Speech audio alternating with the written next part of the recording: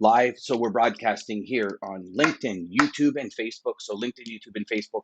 Hello, my friends. I'm so glad you're here today. One thing that um, I'm really passionate about is the fact that how do we transition? And a lot of the times, for all of my students, for most people I speak with, the ones that are willing to listen, of course, how do we transition from amateur to pro, right? And last week we talked about the number one thing that we need to when we start making that transition. Really, the beginning points of that transition is predicting, right? Predicting what the prospect's going to say, predicting some of the issues, challenges, or kind of obstacles that have hindered the prospect in the past from choosing us in the present. These things are part of the pro toolbook, whereas the amateur tends to look at it and say, well, how can I rate you? Can I get some business going with you? And with that being said, this brings us to the second practice, and really the second of two practices that brings us from amateur status to pro status. And we'll go to the handy dandy little view this way. And the two things that matter, if you look at this in this respect, this is the amateur and this is the pro. The big thing that the amateur is after is a sale. Now, the amateur might put it in the sense of, well, no, I'm not after the sale. I want to find out how they do and how they work and how I can serve them. And I get that, but you're after the sale. You see, there's a big difference between that part of the amateur and the pro. What the pro is after the client's goals, mandates,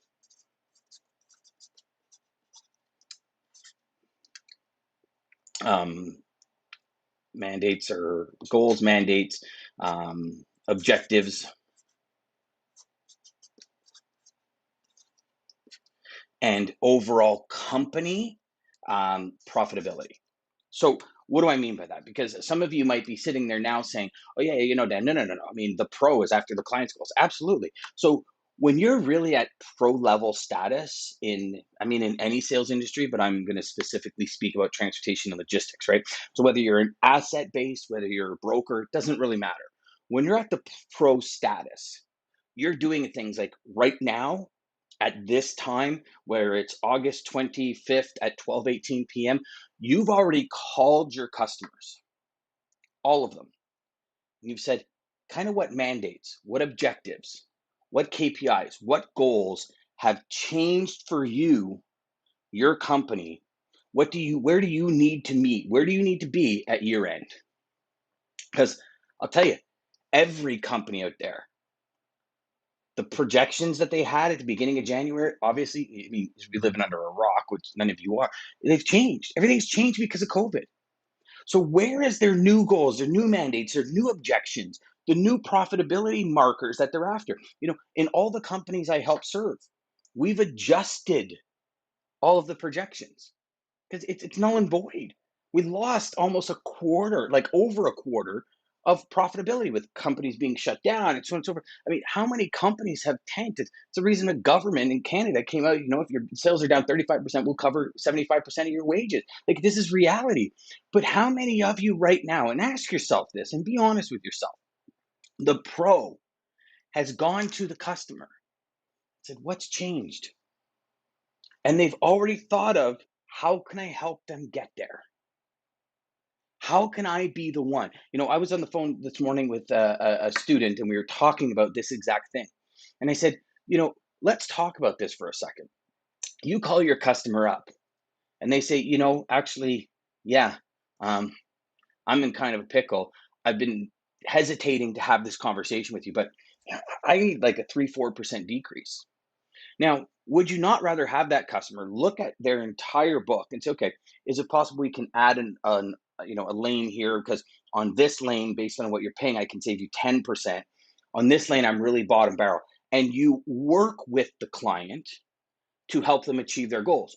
Or do you not have the conversation with the client?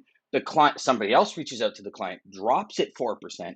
Now you, to maintain the business, realistically have to meet it anyways or drop it another 4% just to double up on the savings. I mean, either way, yes, your margins are eroded, but again, pro, long term, amateur, sale. What are you focused on? If you're focused on long term high performance, long term growth with the customers, you're going to adapt to where they are now. I'll give you a perfect example. In 2008, at a $22 million brokerage company, in 2008, when customers came to me and said, listen, the bottom fell out of the economy, things are happening, I just can't do this. Listen, the margins in my company were healthy. We provided a great service. We deserved the margins we had. My response to my reaction, actually, wasn't even a response, it was reaction. My reaction to the customer was, no. Do you know what I've done for you? Do you know how much I've helped you achieve these goals, these goals, these goals? You know how much I've reduced your exposure? You know how much I stayed ahead of the curve? No, in my limited perspective at that point in my life, it was, this is a blip. It's good, but why is everybody overreacting? And in the end, in literally 8 months, went from 22 million to 300,000 because they just said, okay, screw you, I'm gone. 22 million, 300,000. So think of that for a second. Think of that dramatic. You want to talk about falling off a cliff? It's like a free fall, man, with no parachute. So what happened is I was operating, even though I was a company owner, I was operating in amateur status. I didn't sit down and say to my customer, okay, in 10 years, I want to be here.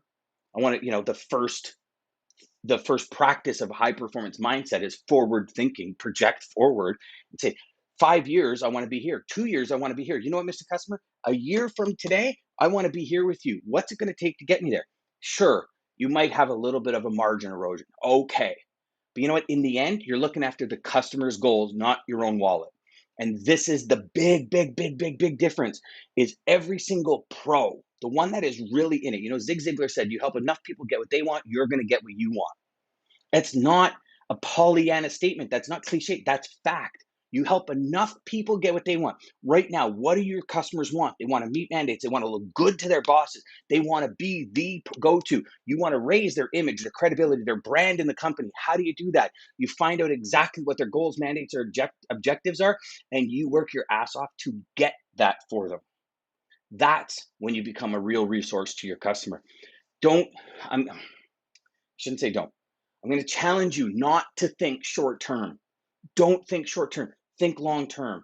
If these are true customers, meaning they're qualified, they're part of your customer profile, these are people you want to be with. I'm not talking about the individuals that, I'm going to send it out to 20 different brokers and everybody's going to compete for a race to the bottom and whoever digs into the weeds the most and buries their head into the ground gets the business. I'm not talking about that. I'm talking about the client you want long term. You be the one to initiate the conversation. You be the one to come to them and say, you know what? I could have sat in the background and things could have gone status quo, but I really want to know, what do you need to accomplish in the next 4 months? What does it need to look like? What would make you look like that superstar shining on a hill, right? When you're looking at that, think of it like this.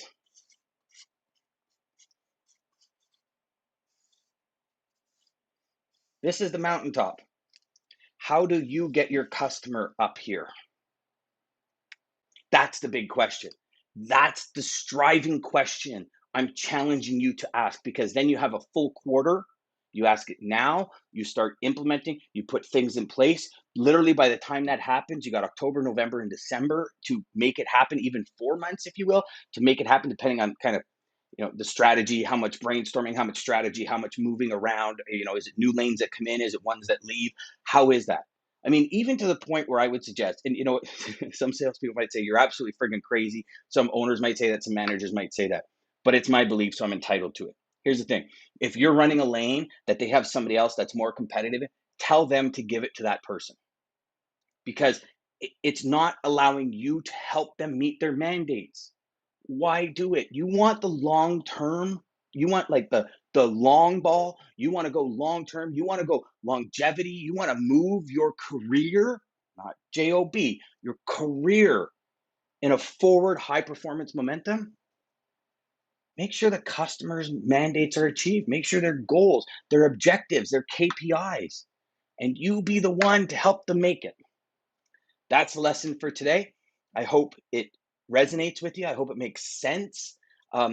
Every pro I've ever seen in this industry has always been there for their customers' goals, their objectives, their mandates, meeting them, exceeding them. You've got a customer for life. If you stay right here and you live in this world, I can tell you one thing, just as sure as it's going to get dark tonight, you're going to have an ebb and flow business. Because in the end, some people might say, well, it is built on relationships, Dan. No, more or less, it's built on transactions.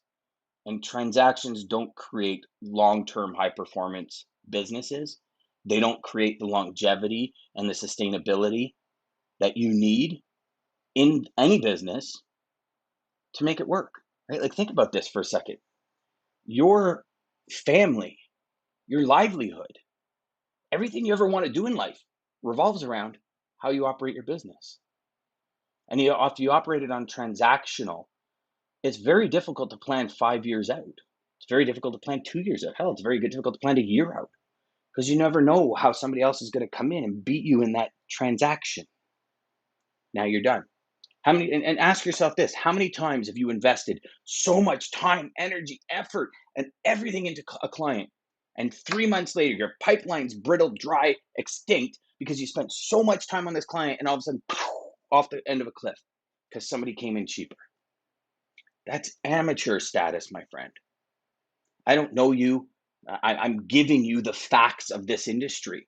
When you shift to a pro and you focus on the client's goals, objectives, mandates, KPIs, really what's going to move them and help them advance in their career, you always win.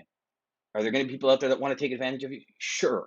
But that's where we qualify and we get better at. Is there going to be times when maybe you get taken advantage of? Probably. Learn from it.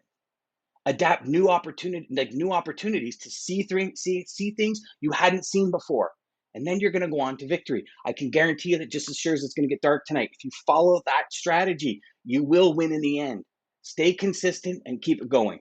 Until next time, my friends, remember, go out there, make every call educational, crush your sales. And before we leave, I've got two really, really big announcements. So I'm really excited to announce that the first week of September, my business partner, Nick Redstone, and I are actually going to take the NRDD live sales and coaching show that previously, for the last 16 weeks prior to this, was a private members only paid coaching program. We're actually bringing this live on this same platform. So wherever you're watching from right now, you're going to be able to see it. We are bringing you live weekly sales training to really help you amplify, generate a new level of energy, excitement, and joy for your industry, for your career, for what you're doing, and push it forward.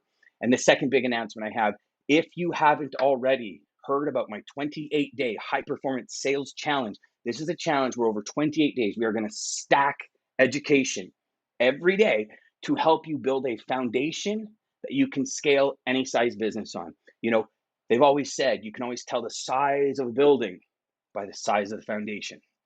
A lot of times in sales, we go out and we build the building before we think of the foundation.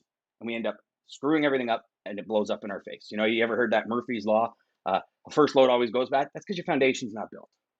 So in this 28-day challenge, we literally take you from zero to the most solid foundation. I'm talking 960-foot pillars into bedrock. I'm talking 2.1 million square meters of concrete. I'm talking a 20-foot slab that you can house any skyscraper on. That's what the 28-day challenge is all about. So in the next few weeks, there's a ton of awesome stuff coming. If you're looking for the 28-day challenge or the NRDD show, go over to dandeegan.com. That's DANDEIGAN.com, or follow me on Facebook, Twitter, YouTube, Instagram, LinkedIn, because we're going to post all the information there. Until next time, my friends, take care of yourself, and I hope today served you and you got a little bit out of it.